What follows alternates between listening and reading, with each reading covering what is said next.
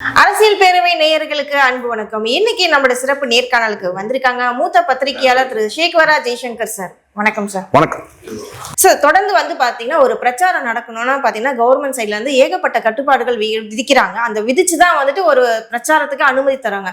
இதையும் மீறி சில உயிரிழப்புகள் நடந்து இப்ப சமீபத்துல இன்னைக்கு பாத்தீங்கன்னா தாவேகா சார்பா சேலத்துல ஒரு பிரச்சார கூட்டம் அங்கேயும் ஒரு உயிரிழப்பு நடந்திருக்கீங்க சார். இது எதை கட்டுப்பாடு? இது எப்பவுமே எல்லாருக்கும் தெரிஞ்சதுதாம்மா. பார்த்தீங்கன்னா இந்த கூட்டத்தை பார்த்தீங்கன்னா பெரிய அங்கலாய்ப்பு என்னன்னு கேட்டால் எங்களுக்கு தான் தடை விதிக்கிறாங்க, மற்றவங்களுக்கு யாருக்கும் தடை விதிக்கவே இல்லை, எனக்கு மட்டும்தான் தடை விதிக்கிறாங்க இப்படின்னு ரொம்ப பொங்குனதெல்லாம் பார்த்தோம் விஜய். இப்போ புரியுதுங்களா? நான் ஏற்கனவே ஒரு தடவை பதிவு பண்ணதான் நான் மீண்டும் இந்த தடவை உங்களுக்காக நான் பதிவு பண்ணுறேன், உங்கள் ஊடகத்துக்காக நான் பதிவு பண்ணுறேன். மற்ற கட்சிகள் ஒரு கூட்டம் நடத்துறாங்கன்னா அந்த மக்கள் கிட்ட அல்லது அந்த தொண்டர்கள் கிட்ட இருந்து தலைவரை பாதுகாக்கிறதுக்காக காவல்துறை அந்த நடவடிக்கை எடுக்கும், அரசு நடவடிக்கை எடுக்கும், அதுக்கான விதிகளை வகுக்கும். ஆனா இவங்க கட்சியில மட்டும்தான், இந்த டிவிகேல மட்டும்தான் மக்களை இந்த தலைவர்கிட்ட இருந்து பாதுகாக்கணும். இப்ப விஜய் கிட்ட இருந்து மக்களை பாதுகாக்கணும், அந்த நடவடிக்கை தான் எடுத்துட்டு இருக்கிறாங்க. இது நிறைய பேருக்கு தெரியல.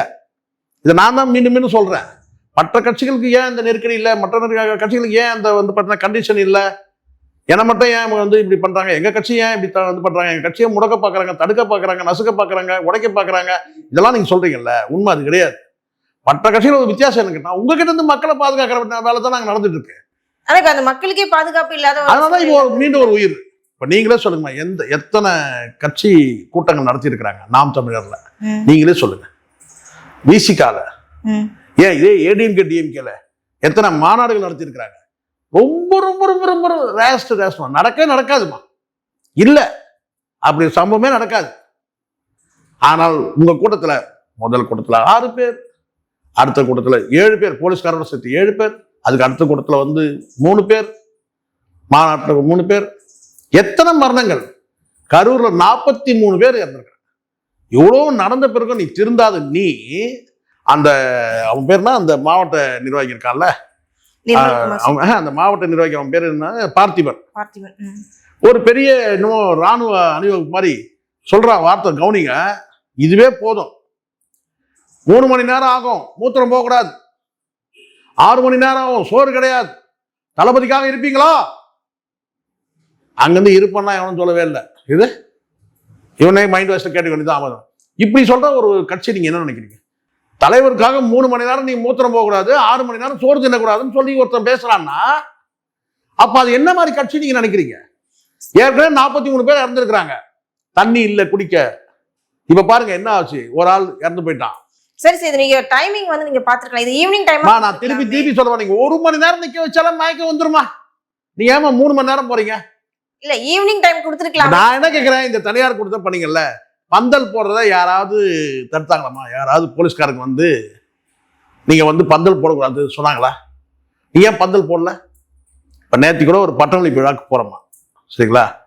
நான் இப்போ அந்த நிகழ்ச்சிக்காக போறேன். அந்த நிகழ்ச்சிக்கு போய் பார்க்கும்போது பார்த்தீங்கன்னா ஒரு 500 பேர் உட்காரக்கூடிய ஒரு சின்ன இடம் தான். ஒரு 500 பேர் முழுக்க பந்தல் போட்டிருக்கு. துளி அளவு வெயில் வரவே இல்லை. அந்த அளவுக்கு இன்னைக்கு பந்தல் அமைப்பு அப்படி இருக்கு. மேல ஒரு லேயர், கீழே ஒரு லேயர், அப்படிலாம் போட்டு துணியில பந்தல் போட்டிருக்காங்க. அருமையான பந்தல் போட்டிருக்காங்க. கோடி கோடியா பணம் வச்சிருக்கிறீங்க, பந்தல் போடுங்க, சேர் போடுங்க. நாற்காலி போட்டா உடைச்சிடறான், அது அரசு சொல்லுதா? காவல்துறை சொல்லுதா? உடைக்கிறது யாரு? வெளியால் செந்தில் பாலாஜி அனுப்ப போறாரா உடைக்கிறதுக்கு? சொல்லுங்க. அப்போ இந்த இடத்துல நீங்க நாற்காலி போடாம விட்டது உங்களுடைய நன்மைக்காக, உங்க சேஃப்டிக்காக. நாற்காலியை உடைச்சு தூள் தூளாய்க்கிறான், அதுக்கு பணம் கொடுக்கணும். நம்ம அது தேவையில்ல, பந்தல் போட்டுக்கணும். நல்லா தெரியும் உங்களுக்கு வெயில் இருக்கு. 1 மணி நேரம் சொல்லுங்கம்மா. நீங்க அது 12:30 மணி வெயில். நீ ஏன்னா இங்கிருந்து நீ பனையூர்ந்து கிளம்பும் போது ஏசி, தனி விமானத்துல ஏசி, சேலத்துல இறங்கும் போது அங்கிருந்து ஏசி, இப்படி கேரவன்ல ஏசி. அங்க போய் நீ நின்று பேசுற பாருங்க, எவ்வளவு 10 நிமிஷம். அந்த 10 நிமிஷம் தான் நீ நிக்கிற வெயில். மீதி எல்லாமே அங்க மக்கள் நீங்க உங்களுடைய வருகைக்காக 3 மணி நேரம்ன்றது ரொம்ப தப்பு. 3 மணி நேரம் கிடையாது. நீங்க காலையில இருந்து எத்தனை மணிக்கு நிறைய ஊடகம் தப்பா பேசிட்டு இருக்காங்க. 3 மணி நேரம் கிட்டத்தட்ட 5 மணி நேரம் மேல, அல்ல 8 மணிக்கு உங்களை அனுமதிக்கிறாங்க. அதுக்கப்புறம் நீங்க வெயில் எப்ப தொடங்குதோ, இது இப்ப நீ என்ன சொல்ல போற?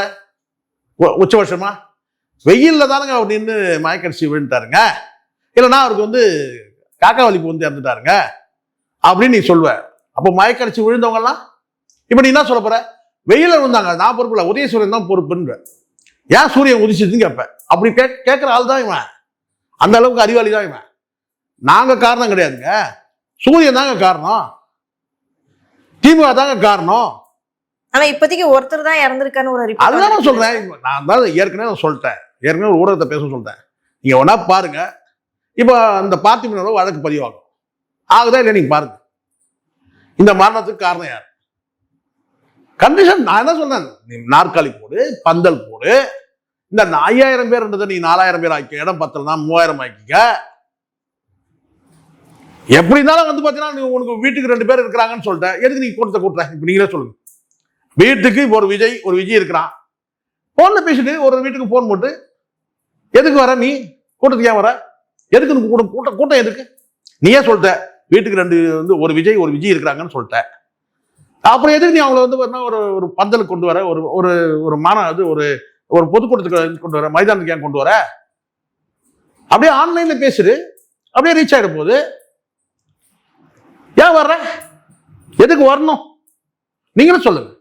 நீ தானே சொன்ன ஒரு வீட்டுக்கு ஒரு விஜய் இருக்கிறாங்க, ஒரு விஜய்க்கு செத்து போயிட்டான் அப்படிதானே? மகாராஷ்டிராவை சேர்ந்து ஆமா விஜய். ஆமா இப்ப நீங்க ஹெட்டிங் போடும்போது போடுங்க விஜய் மரணம்.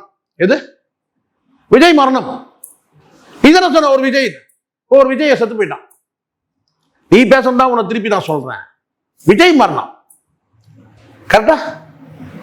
தப்பு இல்லையம்மா. இதெல்லாம் பொறுப்பா நடந்து பேசுற அத்தனையும் வசனங்கள், நேர்மையான பேச்சு இல்லை. திமுக ஊழல் கட்சி, அவங்க வந்து பார்த்தீங்கன்னா வந்து இன்னைக்கு வந்து திமுக ஊழல் கட்சின்னு சொல்லிட்டேன். ஏன்னா தீய சக்தின்னா அதிமுக ஊழல் சக்தின்னா, இன்னைக்கு என்ன சொல்லிட்டேன்? திமுக ஊழல் சக்தின்ட்ட. அவங்கள வந்து எதுவுமே சொல்லவே இல்லை. எடப்பாடி வந்து பார்த்தீங்கன்னா தொகுதிக்கு உட்பட்டது தான் சேலம், இப்படி பேசலாம். அப்போ எல்லாமே பாரபட்சம். நான் சொல்றேன், இந்த மரணம் இன்னும் கூட மயக்கம் அடிச்சிருக்கவங்க இன்னும் கூட வந்து இறந்து போகலாம். இப்போ நீ என்ன செய்ய போற? மிஞ்சி ஒரு 20 லட்சம் ரூபாய் தூக்கி கொடுத்துரு, அவ்வளோதான். ஒரு குடும்பம் வந்து நடுரோடு வந்துச்சா? ஏற்கனவே பல குடும்பங்கள் ஒரே. இப்போ புரியுதுங்களா? இது அதனால தான் நான் சொல்றேன், டிவிக்கே அழிக்கப்பட வேண்டிய கட்சி. விஜய் வந்து விரட்டி அடிக்கப்பட வேண்டிய தலைவர். விஜய் வந்து கட் பண்ணுவோம். விஜய் வந்து துரத்தி அடிக்கப்பட வேண்டிய தலைவர் ஒருத்தர் தமிழ்நாட்டில் இருக்காருன்னா அது விஜய் தான். அதை வந்து இல்லைன்னா இது தொடரும். இப்போ நாளைக்கு இன்னொரு இடத்துல நீங்க மாநாடு போட்டாலும், அதுல இந்த மாதிரியான பொதுக்கூட்டங்கள் போட்டாலும் உயிர்மொழி உறுதி. அது ஒன்னா இருக்கலாம், ஒண்ணுக்கு மேற்பட்டவங்களா இருக்கலாம், அப்படிதான் இருக்கு. சரி சார், 12:30 மணிக்கு உச்சி வெயில்ல யார் சார் பர்மிஷன் கொடுத்தது? இந்த மாதிரி பர்மிஷன் திருப்பி நீங்க பர்மிஷன் கொடுக்கலாம். ஏன் பர்மிஷன் கொடுக்கலாம்? உங்களுக்கு 50 விதிகளுக்கு மேல வந்து விதிகள் போட்டுதான் உங்களுக்கு கொடுக்குறாங்க. அது ஈவினிங் கொடுத்துருக்கலாம். நான் திரும்பி மாலையை கொடுத்தாலும் பிரச்சனை தான். இந்த இடத்துல வந்து நீங்க நல்லா புரிஞ்சுக்கணும். நீங்க தான் இப்ப நான் கேட்கிறேன், அது இடம் யாரு அரசா கொடுத்துருக்கு? தனியார் சேர் கொடுக்கறது யாராவது இந்த போலீஸ் வந்து இல்ல சேர்லாம் உட்கார கூடாது சொல்லுவாங்க. ஆமா, நீங்க சேர்லாம் உட்கார கூடாது, பந்தல்லாம் போடக்கூடாது, அந்த மாதிரி கண்டிஷன் இருக்கா? அப்படி கிடையாது. 50 நிபந்தனைகளை வந்து நீங்க நாற்காலி போடக்கூடாது, நீங்க வந்து பந்தல் போடக்கூடாது, குடிக்க தண்ணி வைக்க கூடாது, அப்படிதான் சொல்லுவாங்களா?